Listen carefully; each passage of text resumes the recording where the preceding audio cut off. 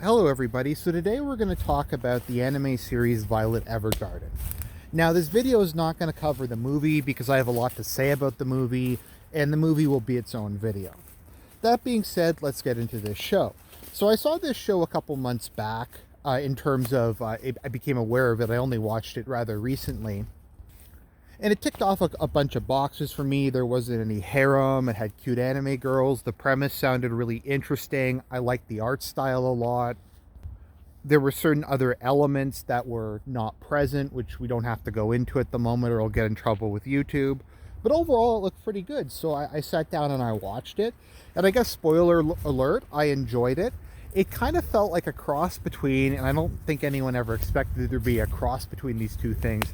It felt like Full Metal Alchemist meets Clannad with most of the fantastical elements taken out. I also think, it's still kind of kicking around in my head, this might be a show that has some appeal for people who don't normally like anime. I'm not sure about that. If you have opinion, please post that in the comments section. I'm interested to see what other people think. So the basic premise of Violet Evergarden is Violet, although she doesn't have a name, when she's first introduced chronologically, because it's one of those cases where it starts halfway through and then you have flashbacks. But basically there's a war going on. I forget what the two countries are called, it's not really important, but it very heavily resembles World War I. It's a slugfest that goes on for years. Neither side really gets an advantage. And the actual details of the war are not very important, and they're not a big focus of it. It's more about the aftermath and kind of the human costs of such a large conflict. So during the course of the war, an officer finds Violet, who's the officer of the guy the brother of the guy who will become her commanding officer and the closest figure in her life.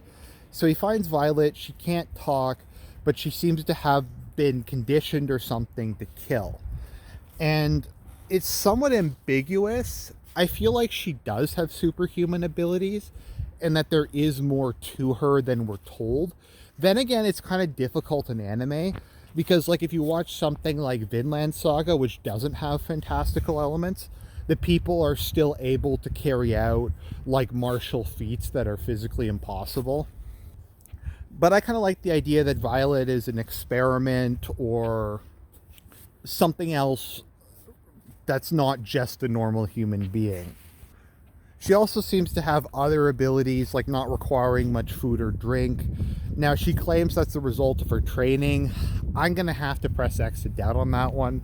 Soldiers in general have to eat a lot more calories than the normal person is, just to keep themselves functional. So I'm kind of doubting how much she realistically could train herself to not need food. But I don't know.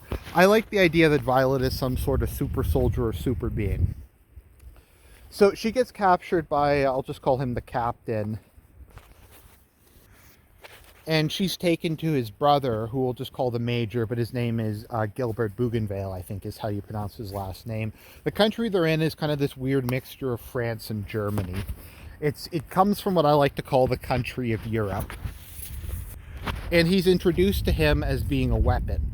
So he takes Violet in. He's the one who gives her her name. She didn't have a name before. He teaches her how to speak, how to read. He's kind of this father figure to her, but he feels immense guilt for using her as a child soldier, to throwing her into battle, to making her kill people. And once again, the war is a little hazy, probably because we're seeing it mostly through Violet's eyes. But it seems like she does turn the tide of battle in some of the major conflicts of the war. And at one point in the movie, which we mostly aren't going to talk about, but the mayor says that she saved the country from defeat in the overall course of the war. Now, towards the end of the war, at the final battle, her father figure, the major, gets what we presume at the time to be mortally wounded. And he tells Violet to abandon him. Now, Violet refuses to abandon him, and she gets both of her arms shot off, which is pretty dark, but it's kind of interesting to have a main character who's received like an actual devastating, I don't know what you want to call it, wound to the point that it permanently maims them. Because normally it's like a scar that makes the male character more ugly handsome, or makes him look like more of a Chad. But in this case, her whole fucking arms get blown off. And the Major orders her to leave him again. And before he dies, he tells her that he loves her.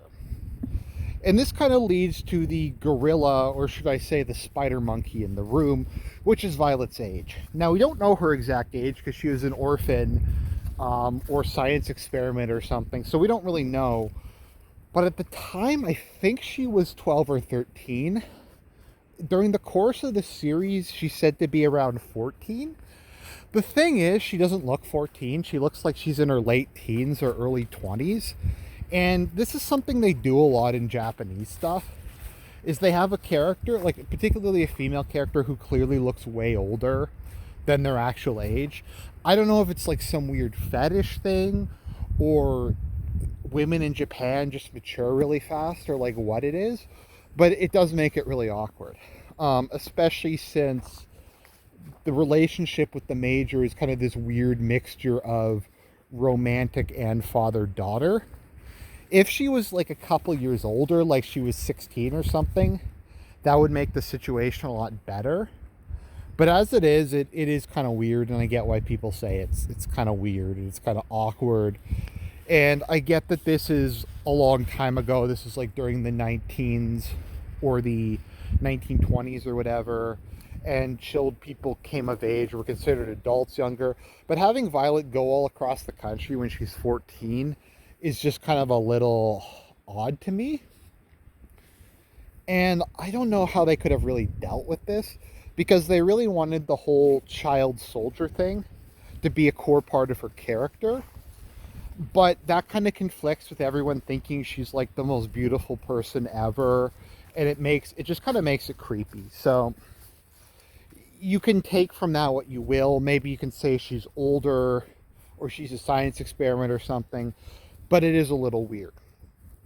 So after the war, she is given 2 prosthetics that work about as well as normal arms, that are made out of adamantine silver, very much like the ones that Ed uses, although I guess somewhat more brittle, as they break a couple times during the series. And she's eventually able to use them about as well as her normal hands. She doesn't have feeling in them, which I don't understand how she's able to do certain things if she doesn't have feeling in them. Like, I think she can type without looking at the keyboard.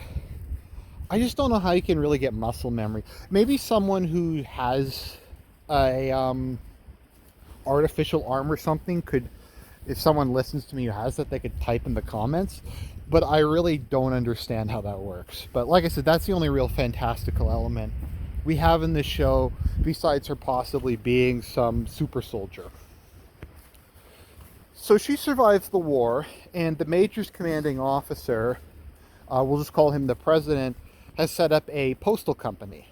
Now, this is before there's a nationalized postal service, or there is one, but it's not very good, so they deliver letters and packages and that sort of thing. But there's also this thing in the world called the Auto Memories doll, which I think is kind of a dumb name. I don't know if it's like a mistranslation, and in Japanese it makes more sense. But the original Auto Memory doll was a machine that allowed blind people to type, but it's also the name of a profession.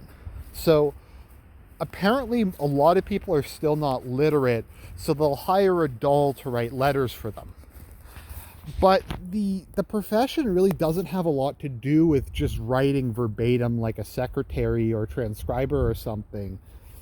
Dolls are trained to be able to get the underlying emotions, the psychology, the subconsciousness of what the person really wants to say, and write it and convey it in a way better than what the person ever could. And so that is a profession, and Violet, despite being kind of an emotionless soldier, decides that she wants to become one. She wants to figure out what the Major meant when he said that he loved her, and to try to understand human beings, and kind of as a way of coming in from the cold and trying to become a normal person, which was the Major's ultimate wish for her. So she's initially really bad at her job because she just writes everything like a report. She does have extremely fast typing skills, and she has perfect grammar and spelling and stuff like that. So she gets good marks in that, but she kind of sucks at everything else. And as the series goes on, we get to see her developing empathy, beginning to understand people a lot better.